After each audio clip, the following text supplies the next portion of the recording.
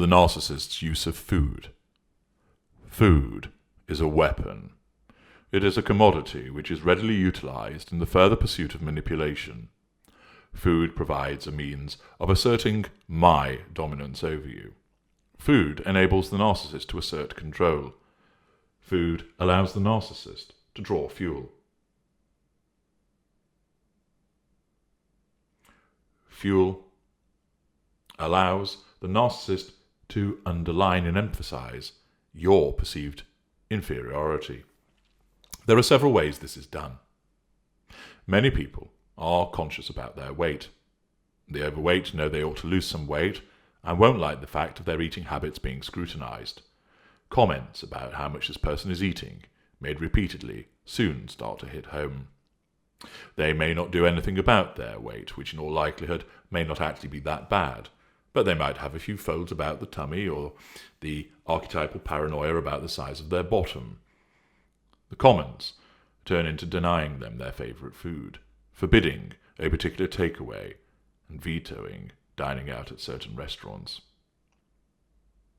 The beauty of this, of course, from the perspective of the narcissist, is to hide behind, but I'm doing this for your own good. And this will regularly be utilised by greater narcissists, but especially the mid-range narcissist, particularly middle mid-range A and middle mid-range B. The narcissist can say, see how good I am. I care about your health.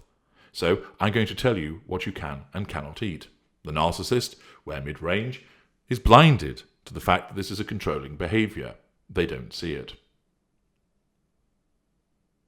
The narcissist says, I'm going to stipulate when you eat. Of course, the narcissist finds you breaking the rules because you lack the willpower, and then will chastise you all the more, asserting control over you, upbraiding you for failing to stick to the diet, calling out your love of donuts.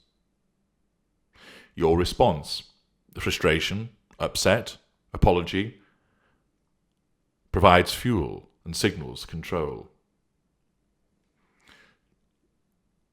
The narcissist, of course, will talk about how you have let them down. And despite their best efforts to help you, that you have really upset them and disappointed them, causing your empathic trait of honesty to be corrupted by your increasing emotional thinking, resulting in you feeling guilty.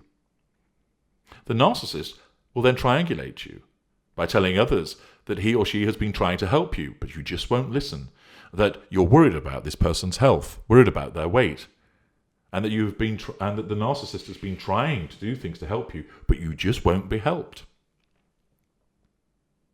This, of course, acts as a precursor to establishing that you have the type of pig-headed attitude which means that you don't listen. It might be true that you aren't the best of listeners, but usually it is exaggerated. And therefore, when it comes to the narcissist lectures about healthy eating, it doesn't take long before that is then extended and bleeds into other aspects of your life, where we allege that you don't listen to us. We turn your occasional overeating into not only a stick with which to beat you to assert control about your dietary habits, but then it's used to create an image of you with other people that can then later be exploited.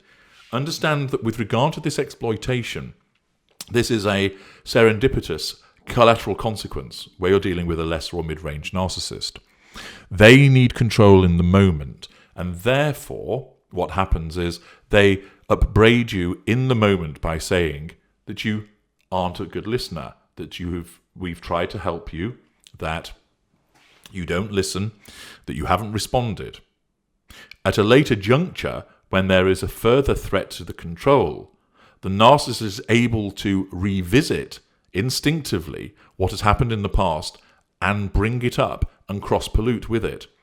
So, well, as I've told you, talking to perhaps a family member of the victim, Sheila just doesn't listen. Think back to when I told you about how she wouldn't listen about me trying to help her with the weight. Well, I've been trying to talk to her about her spending, and she won't listen to me about that now.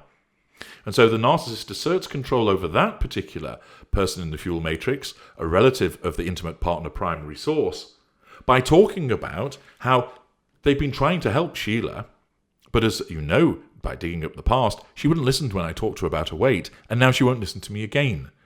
And this all adds up as a collateral consequence of what that narcissist is doing, whether lesser or more likely mid-range, to create the image in the mind of the listener that Sheila is somewhat pig-headed and doesn't listen.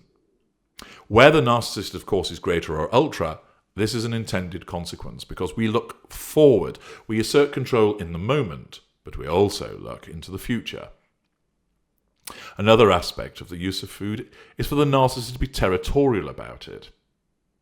Narcissists will do so, for instance, by saying, "This is my loaf of bread. Nobody else is to touch it." It's hardly something for a special occasion, is it? A loaf of bread. It's not as if the narcissist brought some cakes for some anniversary or a party, so they shouldn't be eaten beforehand, is it? The mundane nature of the foodstuff, however, works in favour of the narcissist. If you take a slice, and believe me, all of a sudden, that vague memory that we often exhibit suddenly turns the other way, and we are able to remember just how much of the loaf is left, how much of my bottle of soda is left, how many sweets are left in the packet, how many cookies are left in the pack. I know, and even if I didn't, then the narcissist, of course, would make it up in order to provide us with the means of asserting control over you. Operating within that alternative reality caused by the narcissistic perspective, we will accuse you of taking a slice from our loaf, of pinching the cookies from the packet, of drinking from the bottle of soda. Where the narcissist is greater and ultra, we know that you didn't do it, but we consciously make it up in order to provide a means of attacking you and asserting control. The narcissist that is lesser or mid-range does this instinctively and believes the lie that is being told.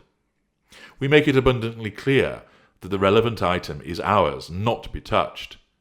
When we decide that we need to use it as a weapon, we will point out that you've taken a bite of it, that you've commandeered it for your own use, that you've taken a swig, chomped on it, swallowed it, used it, eaten it.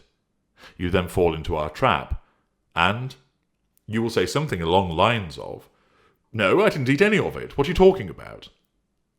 How is this read by us? Through the lens of our narcissism. "So, you're saying I'm a liar, are you?" Or, "Calm down, it's only a bit of bread." "Oh, I'm overacting, am I? Excuse me for pointing out that you're at fault for doing something," and turning it around and trying to accuse me of making a drama out of a crisis. It's no big deal. "Ah, so you're calling something important to me trivial. Well, if that's the way that you think, I mustn't be very important to you either, must I?" "It's okay, I'll go and get you some more." "That isn't the point. You fail to heed my boundaries. You fail to heed my instructions. You clearly think little of me. You're threatening, of course, my control." "What are you like?" says the victim, getting upset over a few sweets. "Oh," thinks the narcissist in the unconscious, where they're unaware, "don't make this about my reaction. You're the one at fault here." These are all classic ways of manipulating you, including projection and blame shifting, triangulation, feigned hurt, provocation. This amounts to a threat to our control and provides us with a launch pad to commence a tirade, demand that you do something to make it right, provide us with the basis to complain about you to other people, perhaps shout at you. There is the righteous indignation at your behaviour, and food is the source of this. Another method of utilising food for the purpose of manipulating you is to keep food under lock and key and treat you like a child with regard to the issue of food. This is usually utilised best when dealing with somebody who has suffered a sustained period of devaluation already. Their ability to think straight, to stand up for themselves, and to challenge will have been considerably eroded already.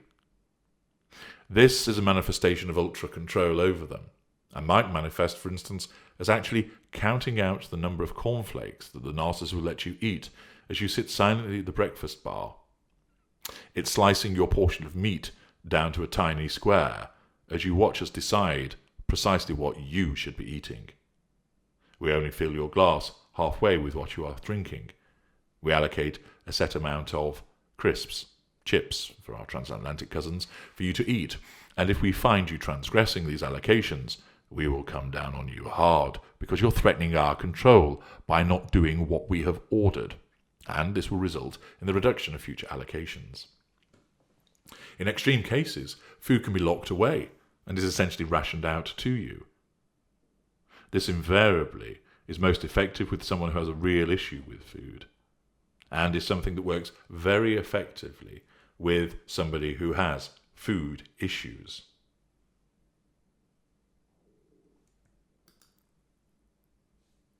Asserting such an extreme level of control over certain individuals who have these food issues provokes a significant reaction, thus providing fuel. It also enables the greater or ultra to consciously test the limits of your obedience and aids in the calculation of the use of other machinations against you. We weaponize food. It becomes our resource, a means of controlling you. We use it to berate you, calling you weight-related names when we know that you're carrying a bit of timber or you're sensitive about your appearance. We will remark how you need to cut down on what you're eating because your thighs have expanded. We'll make tutting noises when you see you tucking into something tasty but naughty in order to capitalize upon those feelings of guilt, to control you and to provoke a reaction. Again, remember, this is done instinctively where lesser or mid-range, and is done with conscious calculation where greater or ultra. We will take your food. We will accuse you of taking our food. We will use the issue of meals as a way to control you and draw fuel from you. We'll cook a huge meal and insist that you eat everything on your plate, and if you don't, then the narcissist, particularly of mid-range, will act butthurt, saying it's a criticism of our cooking skills, and thus make you feel guilty, so that you provide fuel and provide control, or that it results in an argument. Food is just another commodity which, when in our hands, we find a way of making work for us in terms of exploiting you in order to achieve the prime aims. Should you ever admit to us, and you often do, that you have concerns about what you eat, how you look, what you weigh, that you have certain intolerances or allergies, then these will be utilized by the narcissist in order to achieve the prime aims.